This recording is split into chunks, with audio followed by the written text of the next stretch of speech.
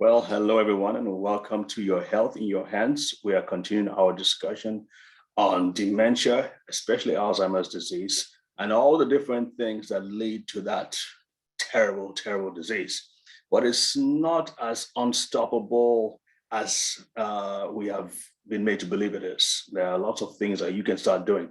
As a matter of fact, it's so important that we begin to teach about this and begin to become more aware of this, right? Starting from your earlier age, starting from earlier on in life, so that you can start making the adjustments that need to be done. The good thing about Alzheimer's disease or dementia is that it takes years and decades to develop. So you can at any point in time step in and abort the process. In other words, that collision course that people say is inevitable, that's going to happen, it's going to happen, it's going to happen, even if you have the genes, there are definitely lifestyle factors and things that you can do to change course and maintain a healthy brain throughout your life, whether you're 18 or 80 years of age. You can rebuild your brain, you can keep your marbles, you can reverse cognitive decline. And so that's what we're going to be talking about. And I got to tell you, I'm super excited about this topic, because it's like, really, this thing that we've seen as such a really big problem, that really there are some simple, straightforward steps that can be applied, and it can be, you can help yourself, you can get out of it. And it's so important. Again, I know I keep saying it's important, but when you think about it, Alzheimer's disease currently is among the top 10 causes of death. It's right now at number 6, but is the only one of the top 10 that cannot be stopped, it cannot be delayed, it cannot be even slowed down, it can be prevented. It cannot be prevented, according to medical science. But if you look at it from another angle, from the angle of how the human body works and what the human body needs for its nourishment, for its strengthening, for its rebuilding, rather than looking at it from the aspect of treatment or use of drugs, you see that it's a spectrum. Sometimes your brain can be working well, other times it can't. But there are things that you can do to help move it towards the positive as opposed to the negative. So that's what we'll be talking about with all these different things, all these different presentations that we're doing. So today we're going to be talking about the officer and the gentleman. Let me see if I can get this. Let me get my slides off. Hang on a minute. Now I've just been rambling away. Okay, here it is. I got it. Okay, let's take it up here. Okay, and I'm going to start the screen very shortly. If I can get, sometimes you got to get this thing out of the way. There's something that's in the way here. Got it.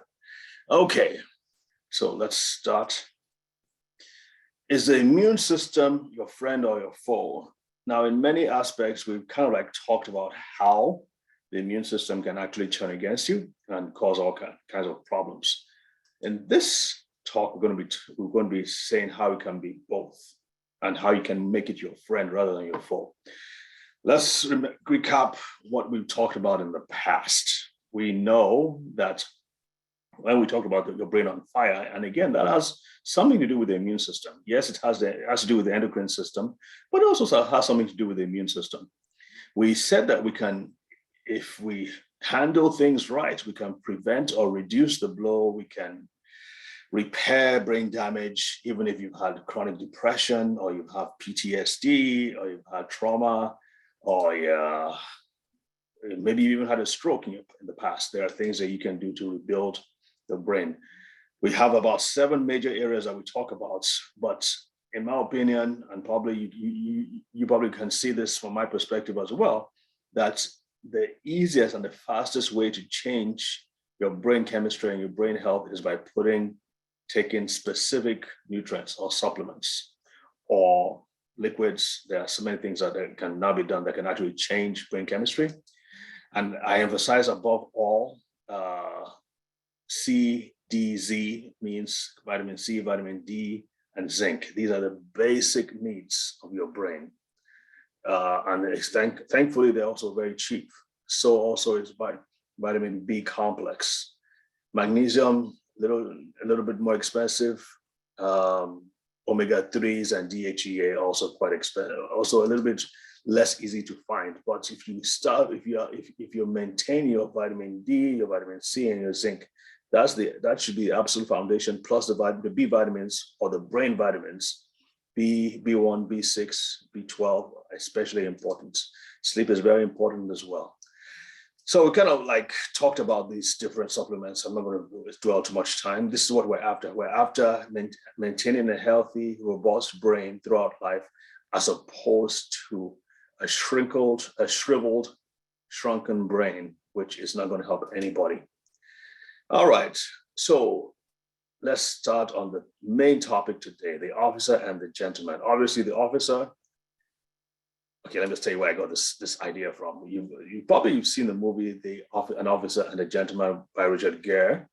It was a pop hit, pop culture, very big hit in those days. The officer obviously is referring to the immune system. The gentleman obviously is referring to the brain. And the whole idea was to show how the immune system and the brain interact and how they help each other. And I got to tell you, I'm learning more and more about how important the immune system is to the brain. But let's take a step back. For a civilization to exist, especially if there are several other countries around it, you've got to have a well-functioning military that can protect the way of life of that country. You have to have a strong military force to protect it. If things break down and the military is not able to do its work, it's really hard to conceive of a culture in which you're having the arts, research is going on, academics is going on, all those things that make humanity worth living, all the higher functions of humanity, painting, sculpting, art, music, literature, academics, like I've said, the things that make for gentlemen, gentle ladies in their environment, living a highly cultural life, will soon deteriorate because the environment, that safe, secure environment, has been lost as a result of the breakdown of the military. And so in the same way, the immune system is there to maintain the higher functions of the brain, to help the brain function at the level that is above the animals, help your brain executive function. We talk about that a lot. Help you make decisions better, help you calculate better, help you to delay gratification more effectively. If your immune system isn't working like it should, those higher functions of the brain simply aren't going to work, much less you won't even survive. So it says a lot to say that your immune system is an integral part of the brain function. And we've kind of talked about this before. So we want to show you how the immune system influences brain health and how you can improve the health of your immune system. And I hope we'll be able to really impress that upon you. Most of you already on this call already know about this, but let's go into it with greater depth. So we're going to pull from what we've talked about in the past, the 4 horsemen. Remember, these are the 4 most basic things that are happening in the body. The immune function is super important. We're going to be talking about that. Free radical damage, inflammation, nitric oxide levels. I explained all that. If you've missed it, these videos are available on our site. You can just go watch them. And I think I also mentioned too that how we started looking at the immune system are so important in sickle cell disease and autism. When I was in medical school, I heard for the first time that autism is a problem with the immune system affecting the gut. And I was like, wait a minute, the immune system and the gut, I thought autism was a problem of the brain. What does the gut and what does the immune system have to do with the brain? And it was like, I couldn't understand it. But I was like, I'm never going to handle or treat a kid with autism anyway, so I don't need to know this. Little did I know that autism, and now dementia are now a key part of my practice on what I do. A major part of it's like my bread and butter now. And again, it has to do with the immune system. So autism, spectrum disorders, Alzheimer's disease, everything in between. And of course, sickle cell disease, we found out simply by focusing on the immune system, we could help people with sickle cell disease as well. So cannot overemphasize the importance of the immune system. And there's right there, in red. The immune system acts on it helps to protect the body cells, the cells of the body, but it also communicates with the endocrine system and it communicates with the brain. So it is not an exaggeration to say that if your immune system is not working like it should, the rest of your body will not be working like it should. It's beyond just protection against bugs and parasites and viruses. It goes a lot further. I'm going to be showing you some of that. So let's go back to the brain. Remember, the most important part, especially when it comes to Alzheimer's disease, is that the synapse is the basic unit of how the brain functions. So one neuron, that's a neuron up there, sends an impulse to the next neuron, and it sends it through chemical messengers called neurotransmitters: serotonin, dopamine, GABA, acetylcholine, which is known for memory. These are all neurotransmitters. There are over 100 of them, but the ones we know about the most are about 6 or 7. And they have to be transmitted from one nerve cell to the other. If that doesn't happen, you won't be able to think, you won't be able to speak, you won't be able to function, depending on where that problem lies. But here's what I've said in the past, that these nerve cells, yes, they're the ones responsible for the functioning of the brain, but we now know that there are just as many, probably even more, other kinds of cells in the brain, in addition to the nerve cells. At one point it was for every nerve cell, there were like 10 other non-nerve cells. They kind of revised that, and it's now like one nerve cell, and then there's another kind of cell. And I'm going to show you what those other cells are. But to me, that's exciting news, because the nerve cell is the most complicated kind of cell in existence, in my opinion, and in many scientists' opinion. If there's another cell that is affecting the brain function, or that is part of a key function, to me, that's a great news, because we can help improve brain health and brain function by also nourishing those other kinds of cells, because I know that those other kinds of cells are easier to nourish. They have fewer needs, and their needs are not as exact and, let's say, high grade as the nerve cell is. So it's always good when I hear things like this, because the nerve cell is the most difficult thing to treat. Well, it's way up there. Anything less, any other kind of cell is below that. And so if you can help those other cells, which are part of the brain, then overall brain health will improve. And the immune cell is one of those cells that we can act on and support. Okay, you don't have to remember all these, but these are the other kinds of cells in the brain. So yeah, astrocytes. These two, astrocytes and microglia, are the two ones that we are really concerned about. The microglia, I'm going to talk about it some more, are actually immune cells that are stationed or domiciled in the brain. The astrocytes act like immune cells, but they also help to protect the neurons and the blood-brain barrier. You've probably heard that term before. I'm just going to skip this. All right, so let's talk about the immune system.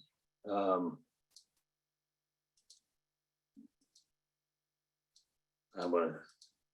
right, so again, these are more pictures now.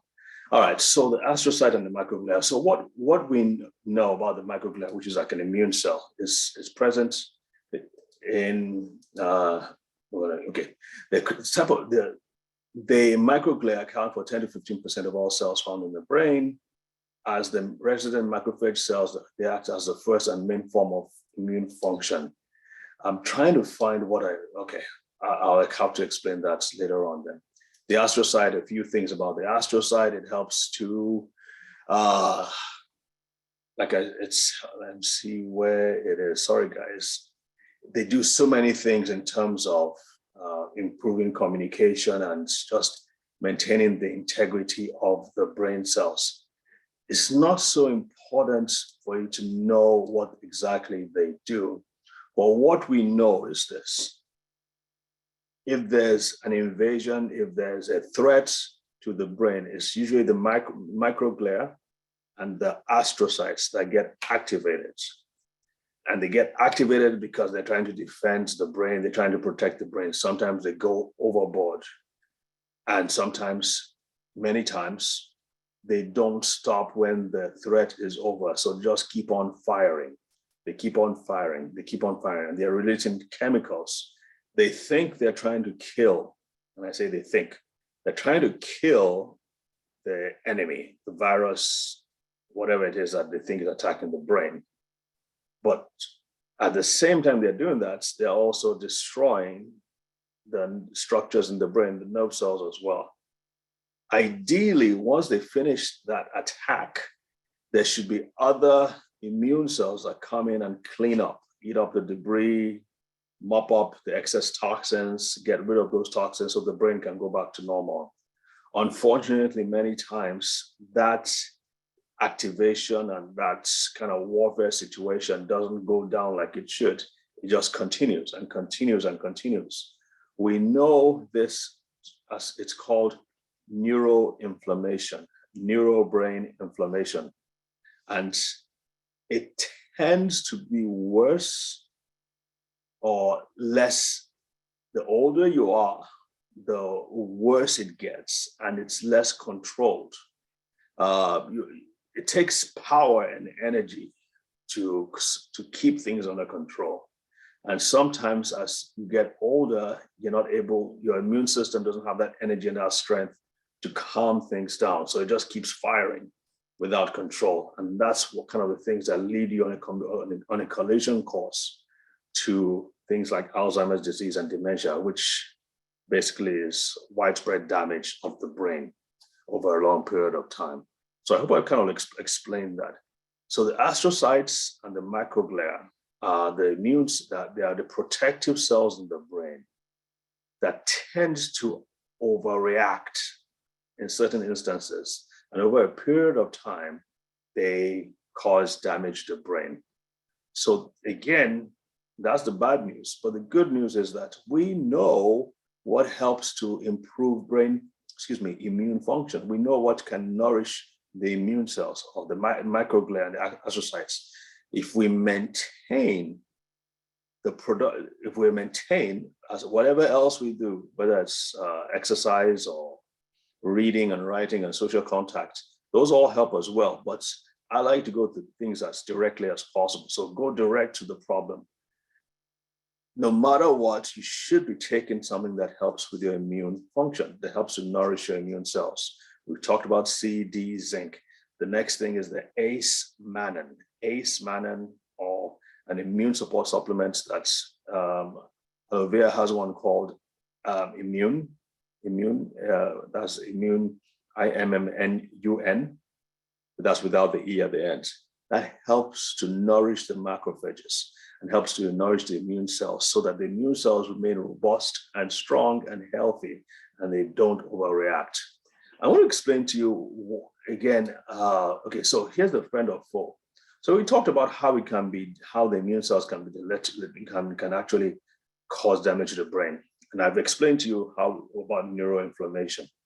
So that activity of excess inflammation results in it affects the transmission of impulses around the synapses. It affects blood flow.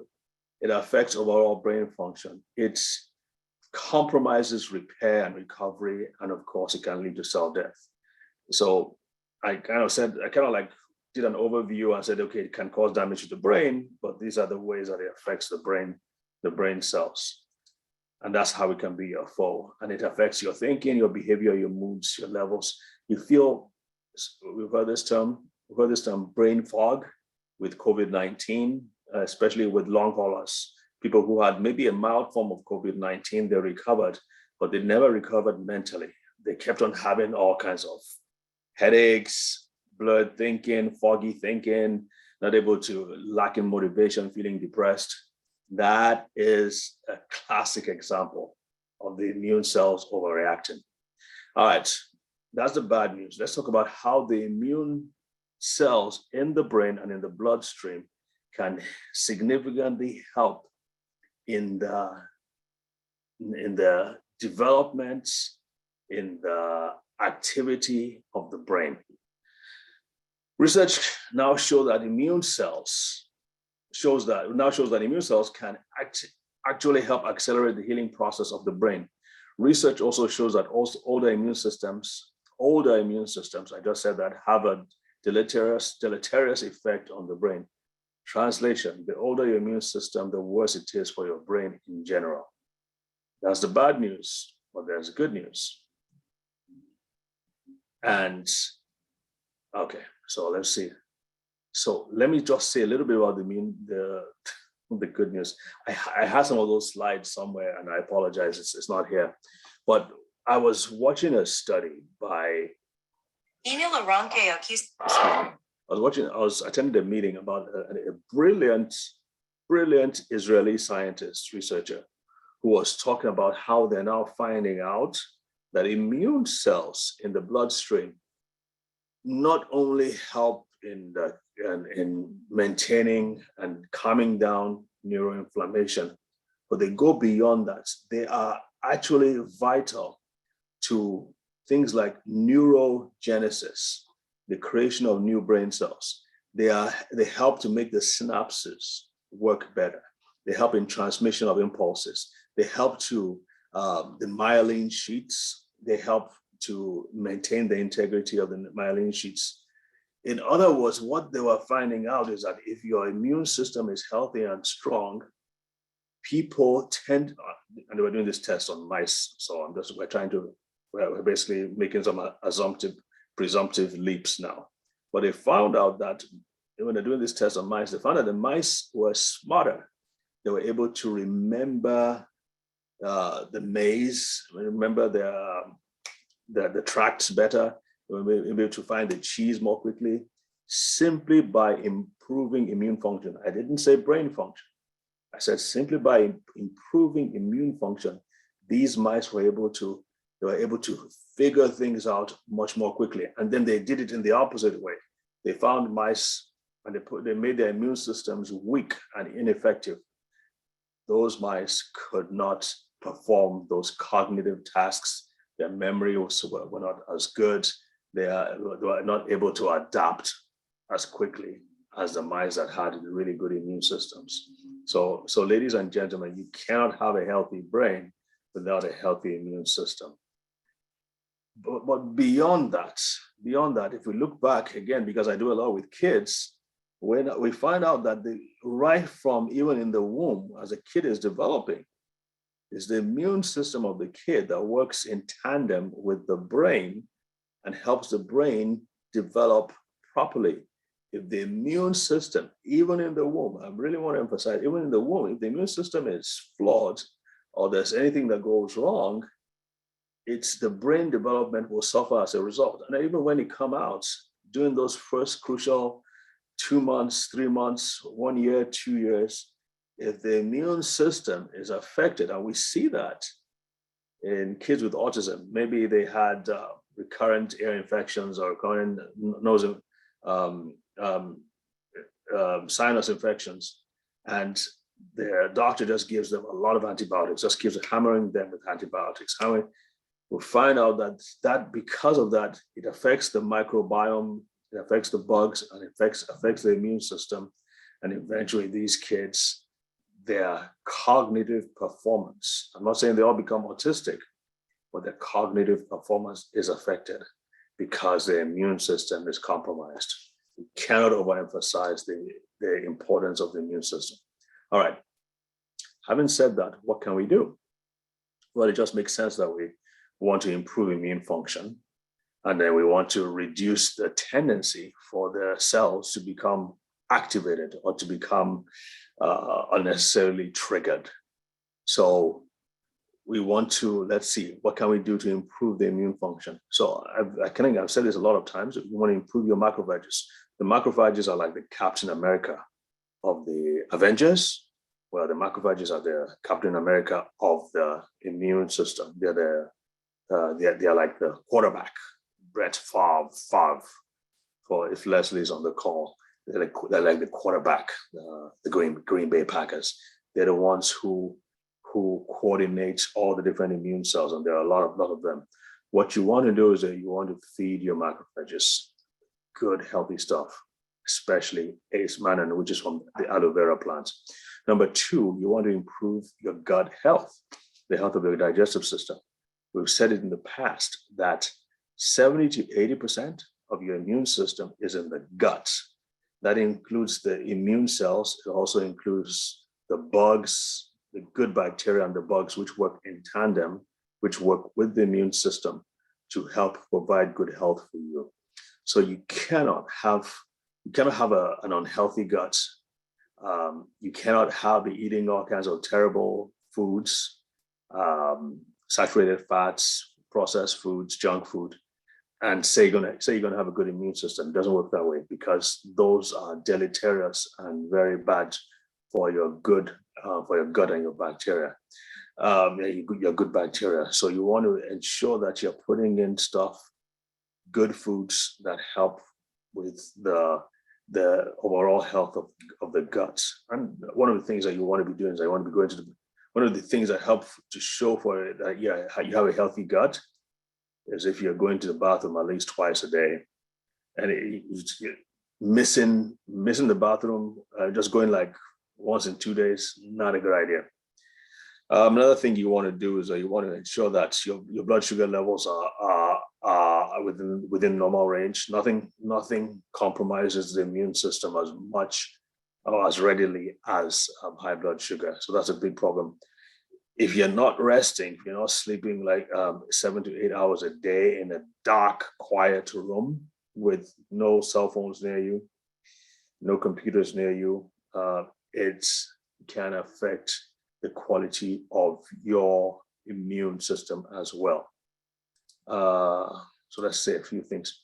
Okay, so I mentioned the microbiome before. That's part of the gut. It's very important. Examples of the immune system going bonkers. Okay, yes, I think I mentioned about the COVID-19. It's becoming a big problem. 30% of all people who got COVID-19 tend to be known as long haulers, which means, like I said, they got brain fog. And so it happens to the nervous system a lot, the brain as well, a lot. And so there's a lot of hyper stimulation of the immune system, and it keeps going, it keeps going, it keeps going.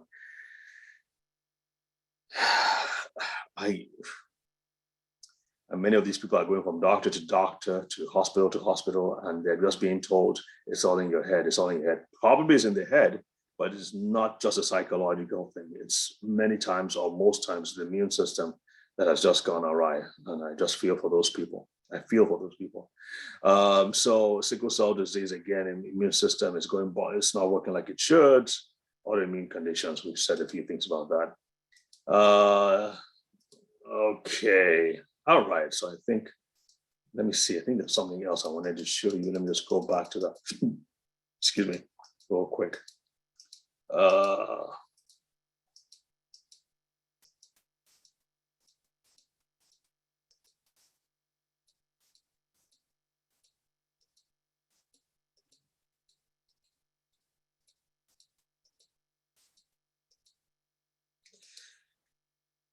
Okay, healthy. Yes, I wanted to show you this. Healthy immune cells. If your immune system is healthy, neurogenesis simply means the production of new brain cells. I don't understand why, but I hear that they're still teaching medical students to this day that the brain does not produce new brain cells once you get to adulthood. I don't know why they insist on saying that. It has been debunked. Science has proven that there are several parts of the brain, not several, about three parts of the brain at least, that have been demonstrated to be able to produce new brain cells. Why would they tell them otherwise? I don't understand. So healthy immune system improves neuroplasticity. Neuroplasticity just simply means the brain is able to adapt, is able to, if one part of the brain is damaged, it can mobilize other parts of the brain to do the work that part did. Okay, I talked about synapses. Increased brain-derived neurotrophic factor, BDNF. You've probably heard about this, or the body produces that. It's a stimulus for the brain. It's a chemical stimulus for the brain to produce new brain cells. It's when you're running, when you're walking, when you're exercising, when you're in good, very stimulating company, the brain produces that and therefore makes new brain cells. When you're not active, whether physically or mentally, you're not taking good nutrition, your body does not produce BDNF. So improved memory, this is amazing. I mean, who would have thought that the immune system can do all these different things? But it can. So it's so important that we take particular care. If there ever was a reason for you to take good care of your immune system, this is it. It helps with brain function probably more than anything else. So with that, I'm just going to take call it a break. Just take a break here and then see if we have any questions. Thanks for listening. And thank you for joining us on Your Health in Your Hands. Please be sure to check our website, brainandbodyfoundation.org, for more exciting and interesting and informative topics. God bless. Thank you. Okay, Jan. I got a call while you were on, and Leslie's in the ER with a broken bone in her back. Wow.